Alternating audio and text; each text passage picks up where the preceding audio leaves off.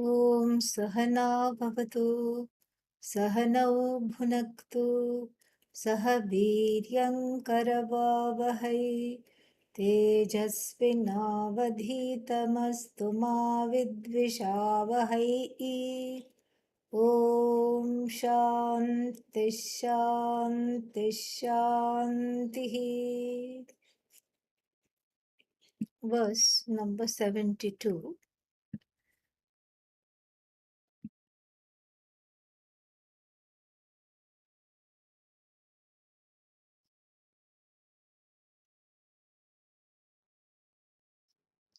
यत्रानन्दश्च मोदाः प्रमुद इति मुदश्चास्ते सर्वत्र एते यत्राप्ताः सर्वकामास्युरखिल विरमात् केवली भाव आस्ते मां तत्रानन्दसान्द्रे कृधि चिरममृतं सोमपीयूषपूर्णाम् धारामिन्द्राय देहीत्यपि निगमगिरो भ्रूयुगान्तर्गताय.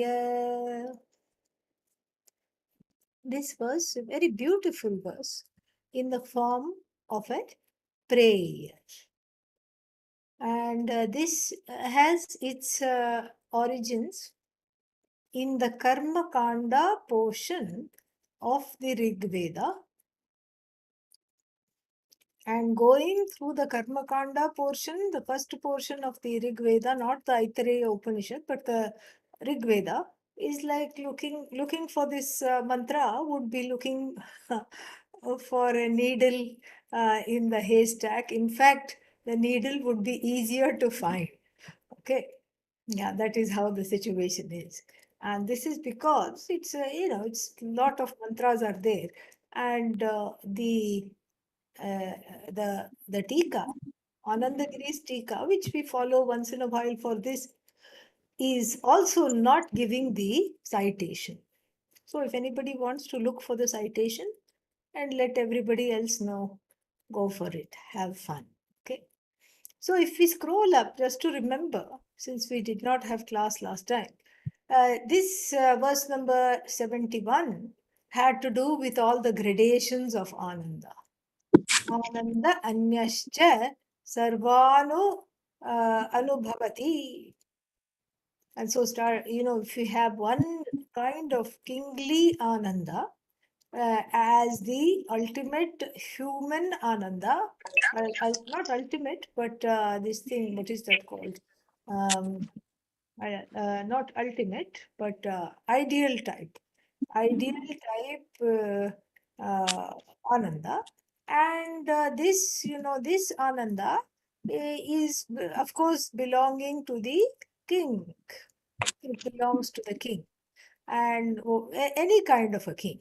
That's the idea. Any kind of a king it belongs to. And then this kingly Ananda is one unit of human Ananda. And that one unit of human Ananda is lauded as some kind of an ideal typical unit based on how happy one can get. And we saw all this in detail, and how that despite all this, despite trying to gain the various levels of Ananda is joy. And those are they also come, the levels of joy come in form of gradations and hierarchies. So the Ananda that you can command, i.e. the at the most the kingly Ananda, is very very less compared to the Ananda enjoyed by the ancestors, and that is also very very less compared to the Ananda enjoyed by celestials, etc., etc., etc. At the same time, you can have the Ananda that is belonging to Brahman, meaning that is that belonging not in the sense of property or attribute, but one's own nature. So you can have that Ananda, which is one's own nature, belonging to Brahman, or which is the nature of oneself, if one knows Brahman. That is how the the whole thing proceeds, and we saw that in verse number 71. Verse number 72 is very interesting because it talks about this, it brings to light something which is very important, a few things which are very important to understand. First thing it says is because it is in the form of the prayer, it recognizes that, not verse 72, 72. So it recognizes that this Ananda, which is the nature of Brahman, which is in fact the nature of Atma, is not easy to gain, even though it is one's own nature. This nature is obfuscated because of various factors, starting with self ignorance and mistaking oneself for what one is not, not taking oneself for what one is, etc., etc. So this, this is this Ananda, even though it literally is your own Ananda, it is denied to you because it is an Ananda that is not objectifiable. It is an Ananda that one does not have the a capacity to go and grasp or buy from the market, any kind of a thing. And so this is an Ananda that is dependent solely on you, but that is, as it were, denied or hidden from one for want of a pramana, a proper means of knowledge that will remove the ignorance centered on this I, which makes one a seeker of this Ananda all the time. And so therefore this this prayer is so therefore the need for prayer. So we seek Bhagavan's intervention into the what is that called, into ignorance, into one's own ignorance. The intervention of the Lord, of the goddess, is sought. Why? Because if we look at the Viveka Chudamani, it will make things much more clearer. And it which says, in this world there are three things which operate due to the grace of Bhagavan, due to God's grace. What are they? The three M's. Manushyatvam, having a human birth, to be able to recognize this Ananda as belonging to oneself. Mumukshutvam, Mumukshutvam is the desire to seek out this Ananda, to be free of wanting all the time and seeking things in time and place all the time. And then Maha Purusha Samshraya. Maha Purusha Samshraya means taking recourse to a teacher.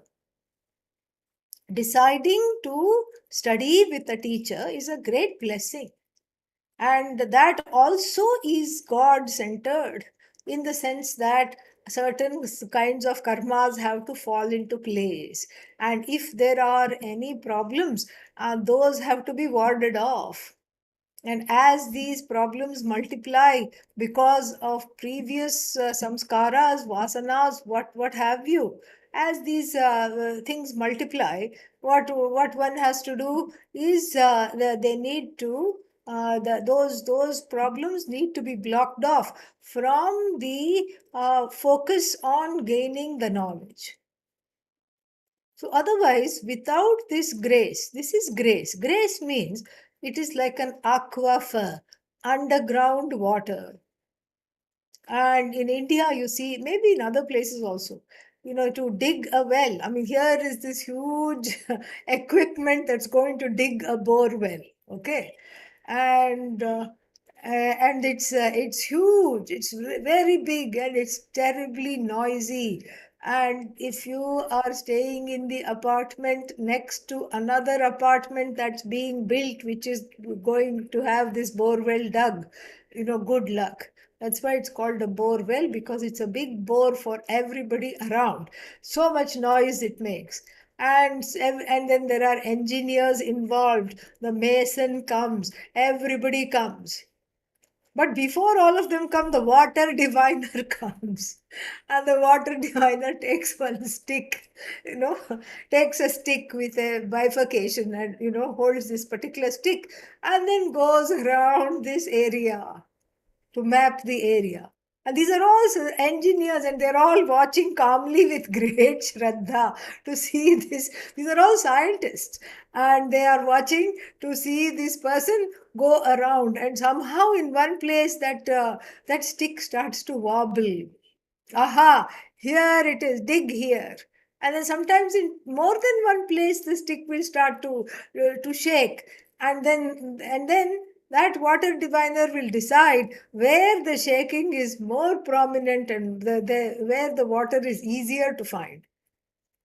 And these people with all these multiple degrees and civil engineers, mechanical engineers, all of them, they say okay, and they dig exactly in that spot and the water comes. So Bhagavan's grace is like that. It's already there. It is there for you. You have to dig. Okay. Yeah, you have to dig there. That is grace. And that grace means what? It is your own punya, which sometimes is denied from you. Why is my own punya denied from me? If you ask, the answer is not very simple, and that again goes back to karma, goes back to the previous karmas and one's own resistance, etc., etc. So it's not denied to you; it is held in abeyance. And then what do you do with this prayer? You jump start it. And so, just like the scientists are standing on the side and clapping when that stick wobbles, they all clap and a little puja is done, and then they dig over there. And so, like this, all the rational parts of the brain that keep saying, how can, one prayer do something for me? And this is all rubbish. And if I work hard, I should get it. All these things, you ask it to stand and clap. That's all. When it happens, that's all. You just ask those resistance to suspend those rational parts. You ask them to stand like the engineers standing by till this job is done. And so the prayer here is a powerful intervention on one's own behalf to activate any residual karma, even one single shred of karma, like even a small little lint of good karma that is somewhere there. Please bring it to the surface and let me become worthy of understanding this Ananda as myself. That is the prayer. And the Viveka Chudamani makes it clear that the three M's, the human birth, Manushyatvam, the desire for freedom, Mumukshutvam, and Maha Purusha Samshaya, taking recourse to a teacher is not very easy to do on one's own. It depends on grace, and it depends on a number of things falling into place properly. Otherwise, one is keeping on, going on in samsara, feeling like one has missed out. This FOMO is a very big thing, fear of missing out. And especially these days, with all these with all these input and stimulus, overstimulus, and so one feels like I'm not getting enough, I'm not having enough, I'm not doing enough, I'm not fast tracked enough in this. These are all just feelings, and they can be let go of. Then we have, that is why the prayer, because anything that's being denied to me, let it come to the fore so that I have sheer clarity in pursuing this knowledge with integrity and single-minded focus, not looking here, not looking there, not looking to see what may be missed, and not looking to see what else can be gained. and maybe this is better, or maybe some other path is better, or in this path maybe this is the way to go. Like this, all these confusions, may it not be there. And that prayer is something which is very, very beautiful. And such a prayer for Ananda, the most elusive of all things in the universe, happiness. Such a prayer for happiness is there in the Rig Veda. And so we will see what that means line by line. First we will see yatra anandaha cha, where the uh, where this ananda, and of course they translate as bliss, so just ignore the translation, okay? Yeah. So where this ananda, yatra anandascha, where this ananda, where means yasmin vastuni, in which Brahman. In is again within quotes, because when we talk Vedanta, everything is within quotes. Modaha pramudaha iti mudaha cha asate sarva ete. Sarva ete asate. All of these are there. What are there? Ananda, Moda, and Pramoda. This is a reference to the Taittiriya Upanishad. In the Taittiriya Upanishad, we have an imagery of a bird, of what kind of a bird? A Brahman bird. And in the Anandamaya Kosha, it is described as follows.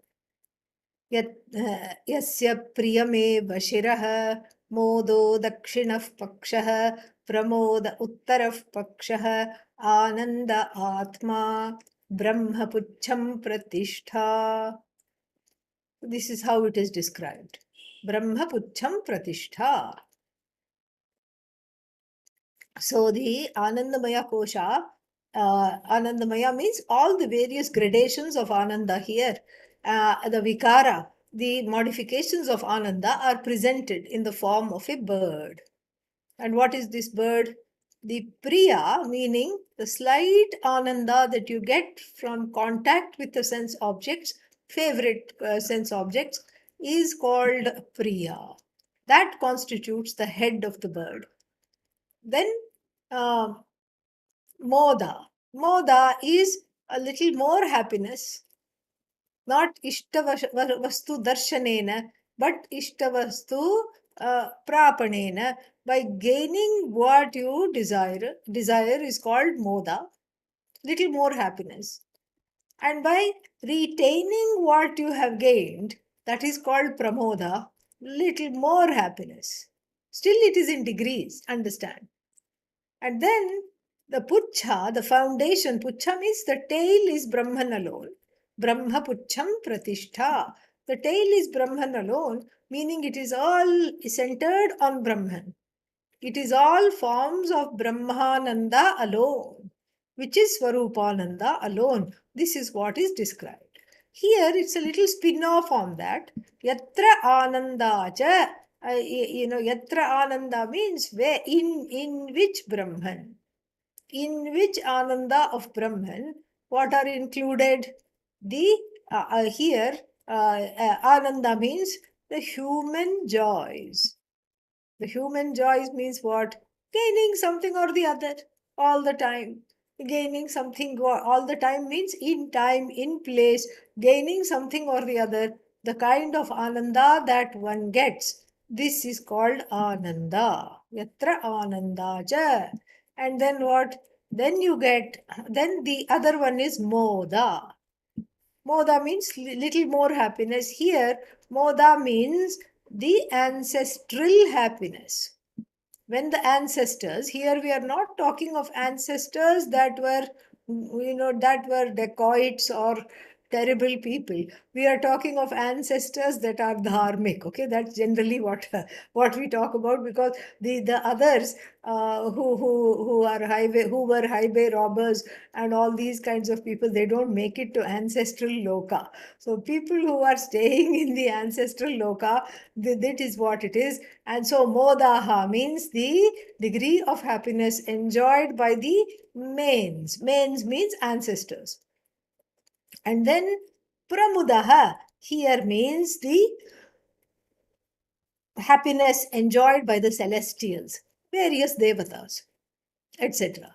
That we have talked about at length earlier. So then sarvaha ete. Sarvaha ete means all of them asate. All of them are there in this Brahman which I need to know.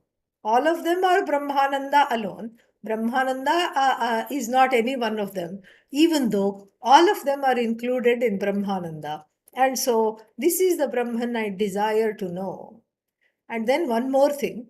Yatra aptaha sarvakamaha syuhu. Syuhu, where it is. It is what? Aptaha sarvakamaha. Where everything that needs to be gained has been gained. Where everything that needs to be gained has been gained. Yatra aptaha. Aptaha means gained. In which yatra yasmin vastuni, in which Brahman sarvakamaha aptaha syuhu, where all desires are already gained. In knowing which Brahman, in being which Brahman, all the desires are already gained. What is that? Why are all the desires gained? Because Akhila Viramat Kevali Bhavaha Aste. Because Akhila Viramat means with the stopping. Akhila, everything. With the stopping of everything. And what is there to stop? Everything stops. The seeking stops. The seeker as an entity stops existing, separate from everything else, separate from the sought. And the frenetic activity to gain something, to retain something that is gained, to get rid of something that is gained but accidentally, but one doesn't want, and to keep at bay, even before gaining, to keep at bay all the things that one doesn't like. All these frenetic, frantic activities come to a stop, come to a grinding halt, knowing which. Why? Because knowing which, all the desires are naturally and fully, completely fulfilled. How can knowing Brahman fulfill every single desire? Because hidden behind every desire is the desire to be free of seeking. That's really what the desire is. The exhaustion that is felt in life, the exhaustion that is felt at the end of the day, is because of indiscriminate seeking. And this is applicable even to Vedanta. If you just keep catching hold of everything all the time, this book, that book, I have to study this bhashya, that bhashya, I have to go here, I have to go there, then nothing will come. Nothing will come. It's a information overload, and then the mind protests and shuts down. And so this kind of an activity is what is preventing one from really settling into the truth of oneself. And that is basically what it is. And so settling into the truth of oneself and having a single-minded focus about what one studies are the keys to gaining this ananda, because gaining this ananda as oneself, because even the spiritual quest, if it is spread too thin and you listen to every single person that's coming, and you listen to every single and you read every single book that is published on Vedanta, then it is again not very useful. As the Kathopanishad says, what does it say? Na ayam atma pravachanena labhyah na bahuna shrutena. This Atma is not gained by listening to pravachans. Oh my God, should I log off right now? No, no, not so quick, because listen to the whole sentence. Meaning, this is just kind of a shallow listening that happens when one's mind is completely on overload. And sometimes one listens to every single thing that one can think about, and then there is not that focus anymore. So this is what is called na pravachanena na labhyah. It is because it is that sakshatkara. Sakshatkara means owning up this atma, this as I. And that takes some kind of a self-reflexiveness, the ability to sit with oneself, the ability to assimilate what one is studying and what one already knows. These are all very important. And so then, so na bahuna shrutena. Bahuna means by many people. So listen to what is that? One person one day, another person another day, third person third day, and then each one may be saying the same thing, but they have different terminologies, and then it can get confusing very, very quickly. Then how is the Atma known? Yame vesha vrinute tena labhyah. The Atma is gained, the Kathopanishad says, by the one who searches for it intently. Tasyaiva Atma vivrinute tanum swam. Intently means with single-minded focus. The one who is pursuing gains this Atma. Tasyaiva Atma, for that person alone, the Atma, as it were, shows itself completely. Shows itself. And so here, this is what is being talked about as an important part of the quest, where one is able to understand that knowing this Brahman, all the desires are fulfilled. Why? Because the desire really is to stop desiring. And the exhaustion that is felt, both physical and mental, at the end of the day, sometimes even at the beginning of the day, is because one is already fried. This is a modern expression. One is already fried. Fried means what? Has exhausted oneself. Exhausted oneself completely. Exhausted oneself in the sense of just not having any ability to to assimilate whatever there is, keeping on seeking, seeking, seeking, seeking, seeking. And what is the desire of the human being is to really stop seeking. And when you stop seeking, the happiness that is there, which is yours only, rises, so to speak, and becomes available. But the seeking cannot be dropped without self-knowledge. And so it is a very complex situation. And that's why the prayer. And here the person, the devotee, is recognizing yatra apta kamaha, yatra aptaha sarva kamaha syuhu, knowing which where all desires come to a standstill, because the desire is to be happy. So knowing which one is happy without fulfilling any desire, and that is Brahman. Why? Akhila Viramat. Because all the seeking comes to an end. Akhila Viramat means there is a cessation of seeking. The mind is now calm, and it is like a placid lake where the ripples may be there, but the ripples do not affect the lake on the surface. So the mind is calm and the seeking has stopped. And then what is there? All that is there is oneness. Kevali bhavaha. Oneness, onlyness, not loneliness, okay? Yeah. Onlyness.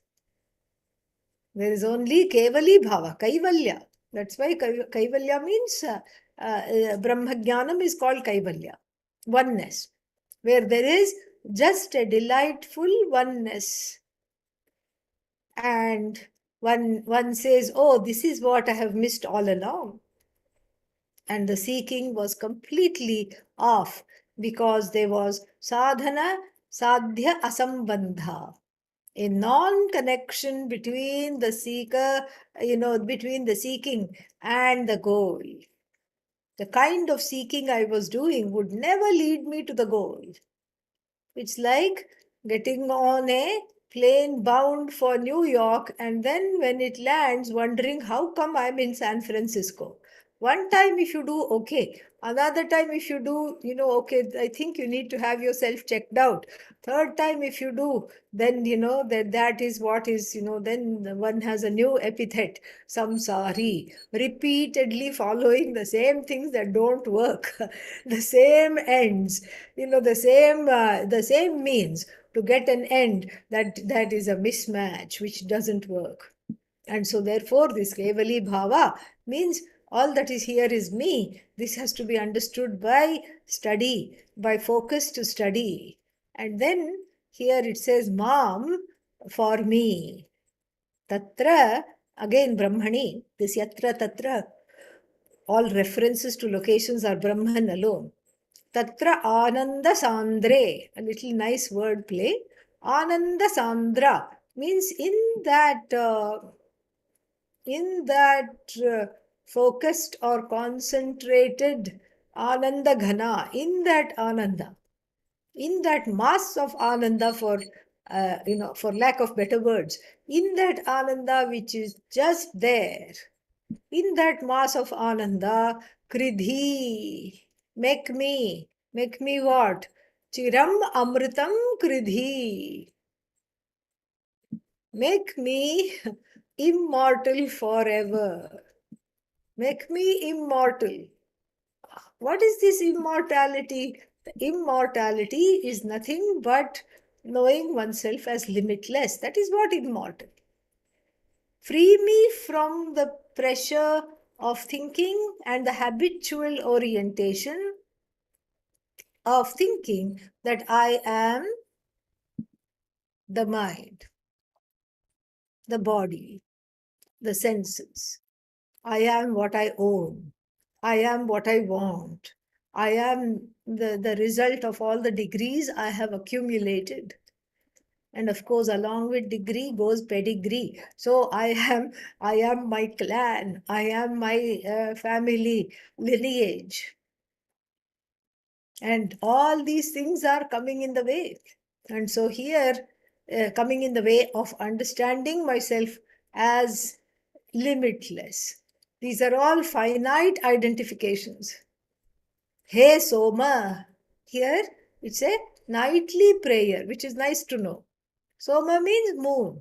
Oh, moon. Moon here is Upalakshana for Hiranyagarbha. It is a form of of Ishvara in the subtlest of forms. A subtlest form of Ishvara in the form of the manifesting principle, Hiranyagarbha. He Soma, he Hiranyagarbha, Mam Tatra Ananda Sandre Kridhi Chiram Amritam.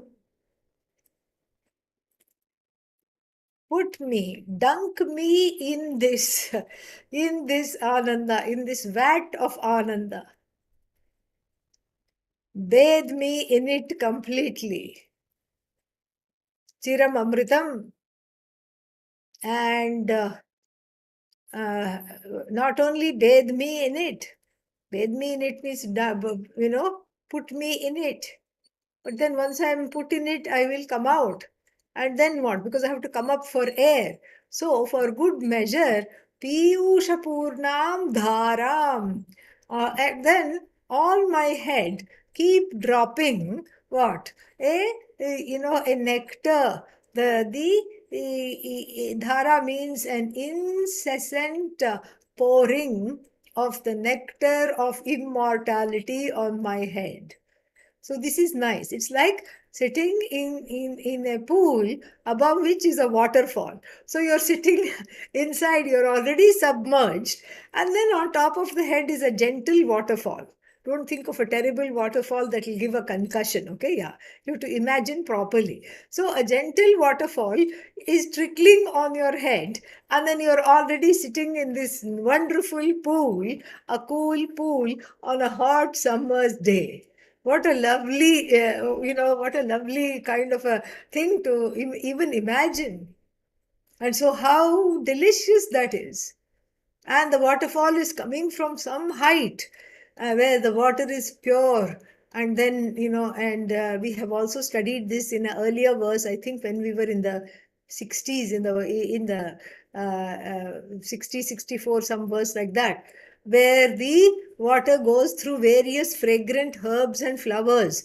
And then it's this fragrant water dropping in a continuous stream on the head, while at the same time I am immersed in this water.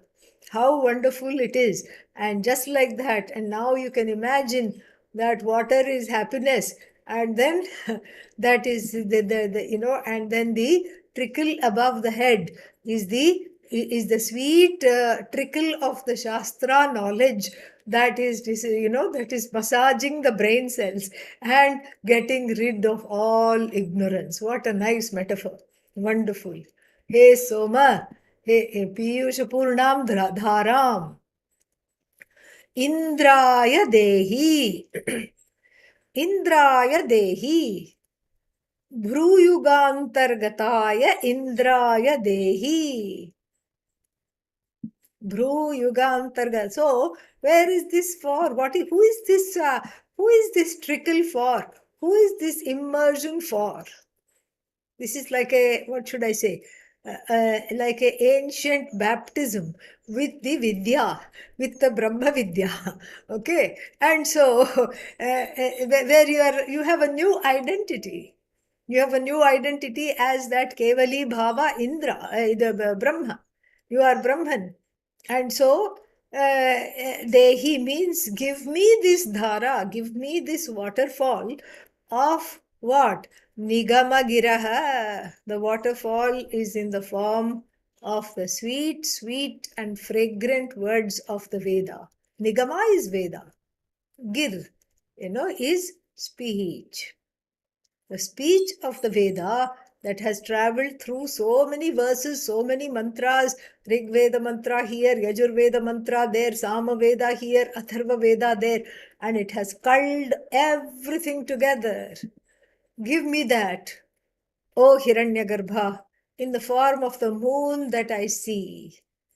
The moon is cool. And you pray to Bhagavan in the form of the moon for that cool-headedness, for that rationality, and for that ability to just to be able to overpower emotions, because moon is the ruler of emotions. So here, emotions are fine, but here, overindulging or over-identifying with anger, fear, sorrow, and responding, we can't even call it responding, reacting to every single thing that comes one's way, that is again a deterrent to this Amrita Dhara, to this stream of nectar, directly massaging the buddhi, the cells of the brain, removing and oxygenating each cell, removing all kinds of ignorance, anyatha jnanam, wrong identification, and small, what is that? The grasping, the habitual orientation of grasping to everything finite.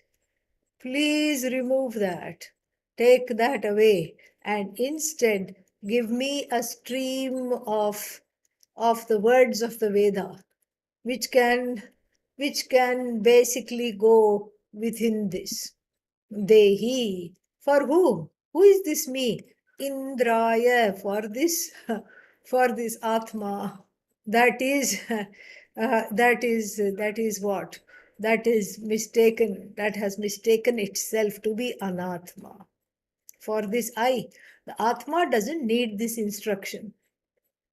Anatma cannot use this instruction because if you teach a tree, what will happen, or if you teach anything, not even tree, if you take a rock, if you teach a rock, what will happen? Nothing will happen. So Anatma doesn't need this instruction. Atma cannot be taught this instruction, but Anatma cannot be taught this instruction. Atma does not need this instruction. Who needs this? The one who is Kabhi Kabhi Atma. Sometimes I know myself as Atma, sometimes I don't. The one that is betwixt and between, the one that has lost the way, the one that knows I am made for better things. I am not just stuck here in this small little finite, all grab, grab, grab, retain, retain, grab, grab, grab. This is not me. I am, I'm made for something more. The one who has a sense of that, but then who doesn't know what to do. So that jiva, that jiva is being addressed here as Indra. Very interesting because the word Indra in the Upanishad has many, many meanings. And one is Indriyanam Raja, the the the master of the sense organs, Indriyanam Raja, Indra. And Indra is also the name for God, Bhagavan. One of the names of Bhagavan is Indra. And another thing, Indra is also a permanent seeker because in every Upanishad, rarely do we find him as a teacher. He is always a student. Kena Upanishad, Indra is a student. Chandogya Upanishad, Indra is a student. Elsewhere also, Indra, some places in the Brihadaranyaka, I think Indra is presented as a student. Only in one Upanishad he is the teacher, Kaushitaki Upanishad, he is presented as the teacher. So here Indra means many things. Indra means that Bhagavan, which has, which because I have lost my way, I don't know myself as this Bhagavan. This Bhagavan that is located where? In this body mind sense complex. Oh, can you be more specific? Bhruyugantar gate. In the connective place between the two eyebrows, this center. That is why this center is honored. We put chandan, we put vibhuti, anything you want, you put there as what is that? And in India, men and women both do it.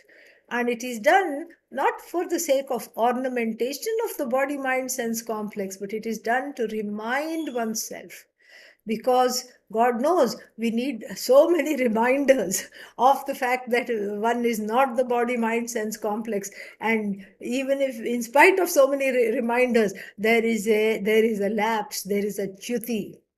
So you put something there in the center where the eyebrows meet. It's an energy center called Agnya Chakra. And what is this Agnya? Agnya means the ability to be in tandem with the universal laws. That is Agnya. Agnya doesn't mean obedience. It is being in tandem with the laws of the universe. And that can be done only when a part of oneself that is in compliance, which is a very highly evolved and mature part of oneself, is accessed. And that is not very easy to access. So we remind ourselves, at least on the surface, to say, oh, okay, here I'm adorning it with chandan, it exists. I may not be in touch with it. Perhaps there is no sensation even when I touch here. But I put something there to remind myself that from that place of active compliance of the universal laws, going in tandem with Ishvara's universe, let me flow.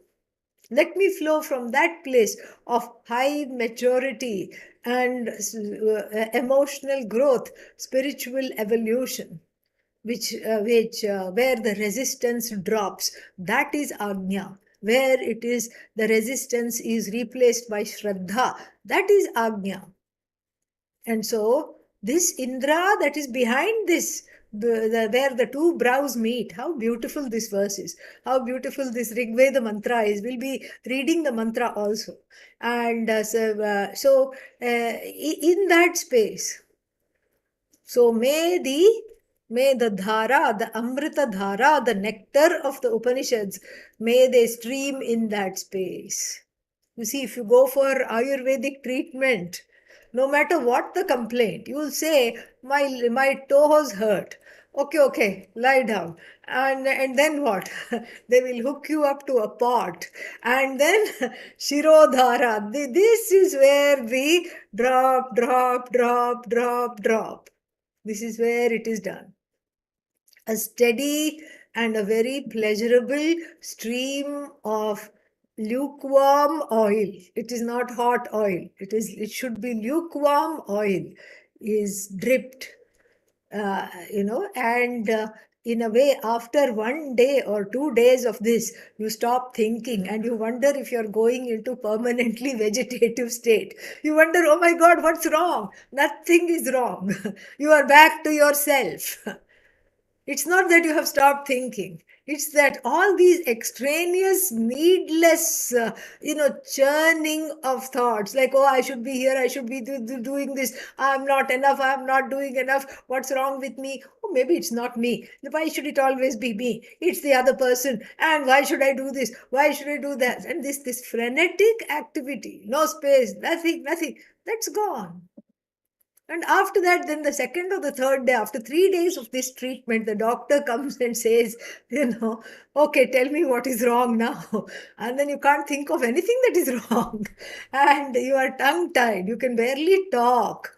You have become a noodle. Okay. And so that is exactly where they want you to be, because in the beginning, if the treatment, whatever treatment was given for that particular complaint, it would not have taken as well as after 3, sometimes 6, sometimes 9 days of this Shirodhara. So this is perhaps from the Rig Veda alone this Shirodhara idea came. But this is a different kind of Shirodhara treatment. So this is the treatment for the ailment called Atma Ajnanam, self-ignorance. And the ailment of self-ignorance has strange symptoms, very weird symptoms. I pretend as though I don't need anything and I know everything. This is one symptom. And then I pretend I'm all independent and I don't need anybody at all. Another symptom. And the third symptom, sometimes, it's all opposite symptoms. Some people have some set of symptoms. Other people have another set of symptoms. And then sometimes the symptoms is I'm no good, nobody loves me, and I'm oppressed, repressed, depressed, suppressed. In short, pressed, okay, by all these things. And then sometimes the symptoms are extremely strange. Nothing is wrong with me. What's wrong? Something is wrong with must be with you because you're asking all these questions. This is a very dangerous symptoms, because that means the disease has progressed really far. Because there is the disease and then there is the cover up, the denial of the disease. So that requires immediate attention. Okay, so this Ajnana disease, Ajnana Roga, really, this is the samsara, disease of samsara. Bhava Roga, it is called in the Shastra. And so we need an appropriate doctor. Because see, on earth, on earth means on the empirical plane. You don't shy going to the correct doctor. You don't go to just a general practitioner for any specific complaint. There are specialists. From the neurologist to the podiatrist, from head to toe, they are all waiting for you, for this body alone, with their shingles, with all their, specializations. They're waiting for you. They're waiting for you to come and deliver yourself unto them. So just like that, you don't shy going to a specialist because something special is gone wrong. Some special part of the body or the mind needs treatment. Here also, for the disease of samsara, for bhavaroga, we need a specialist. Who is that? Bhavaroga Bhishak. Bhishak means Vaidya, doctor. The doctor of samsara, Bhagavan. And here, the doctor of samsara is Bhagavan in any form. But in the Shri Rudram, it is described as, O Rudra, O Lord Shiva, please come in the form of the one that gives treatment for samsara. But then You see, this is something else, just like when you deliver yourself to a doctor, a specialist, then the specialist is going to run some tests and then after that put you on some supplements or whatever it is. Or in extreme cases, you have to go under anesthesia and then get some, growth that doesn't belong removed. All this you have to submit. You can't go to the specialist and say, oh, I'm just, I'm going to be, okay, I got your opinion, but I don't need to follow this. If you don't follow, it is at your own peril. Here too, Bhagavan in the form of Rudra, once you submit to Rudra and say, please take away this samsara, please excise this tumor called samsara, then all kinds of things start to happen. And then that is not the time to pull out. That is not the time to get scared and say, no, no, no, no, no, I changed my mind. And Bhagavan will not say, oh, come back. No. So that is not the time to change your mind. That is the time to go, go forth. Go forth without fear. And you're not going into an abyss, actually.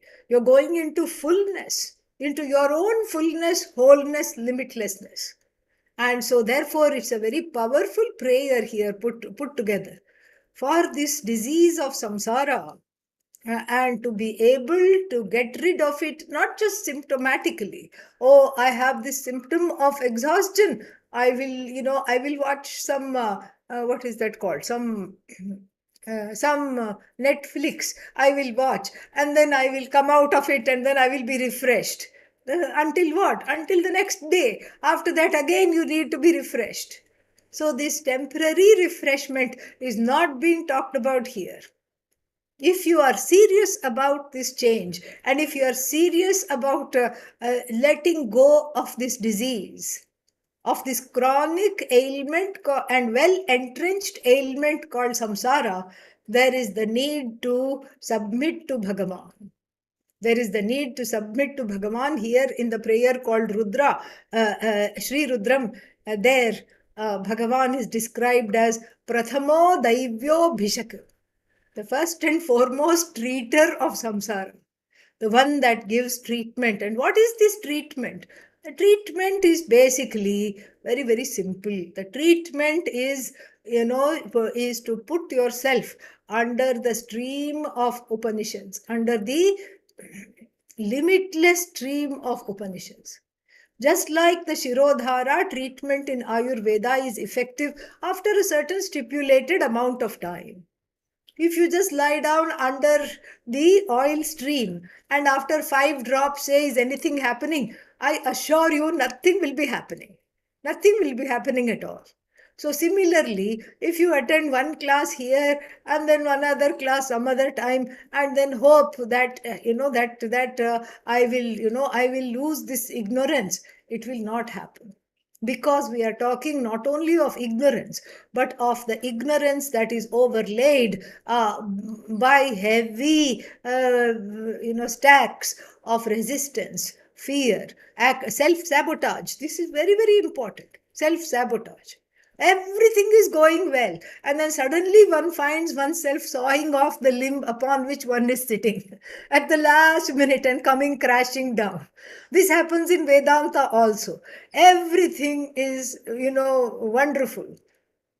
As we say in Hindi, bana bana ke rakha hai. It is all set.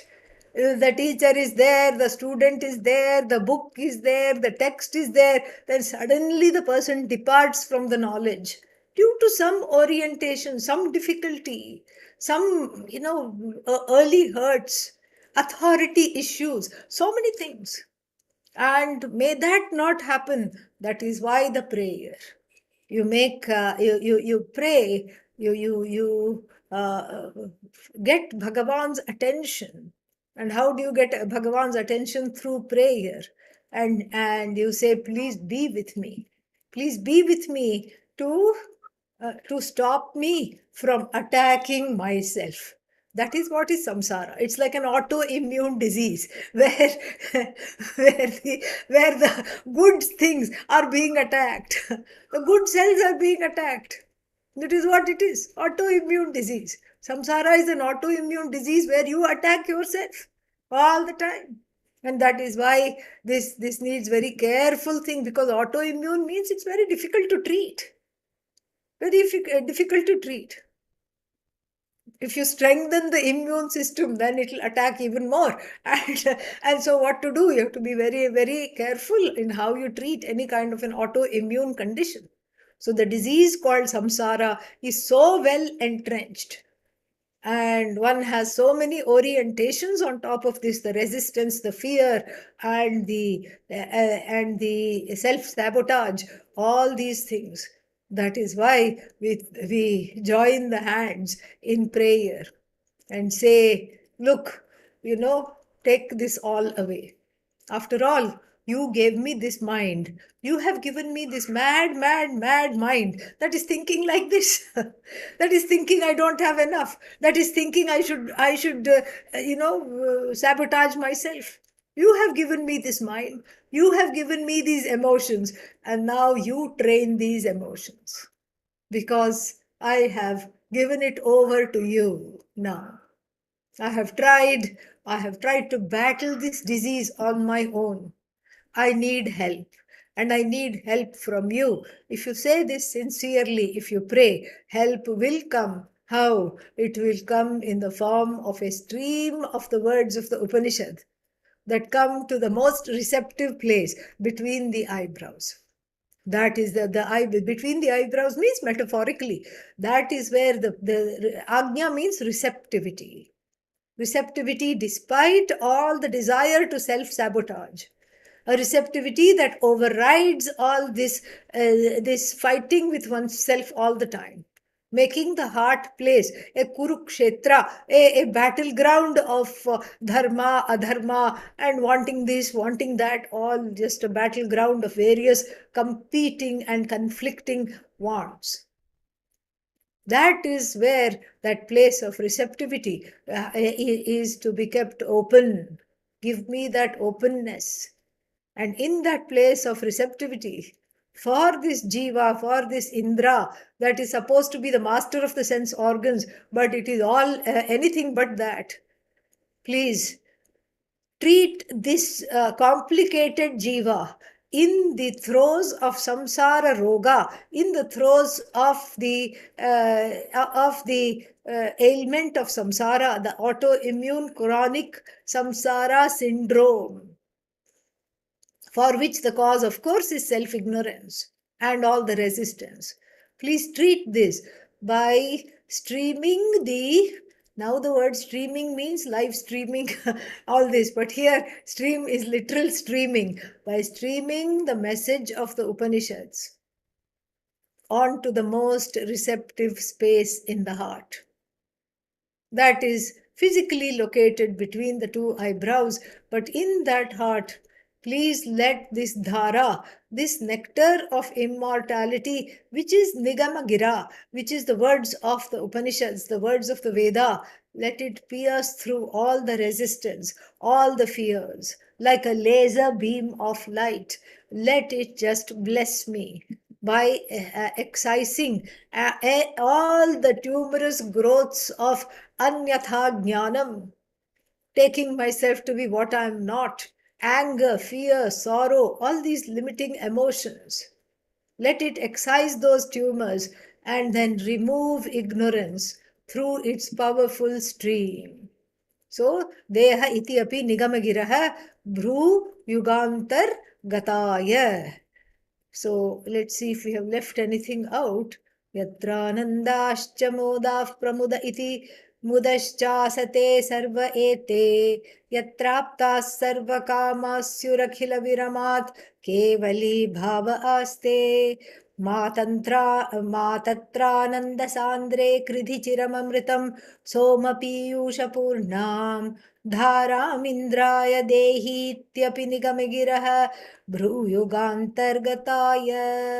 Yeah, we have covered everything here, all the words of the thing. Next week, we will look at the meaning of the original. We look at the original words from the Rig Veda. All right. ॐ पूर्णमदः पूर्णमिदं पूर्णात् पूर्णमुदच्यते पूर्णस्य पूर्णमादाय पूर्णमेवावशिष्यते ॐ शान्तिः शान्तिः शान्तिः हरिः ॐ श्रीगुरुभ्यो नमः हरिः ॐ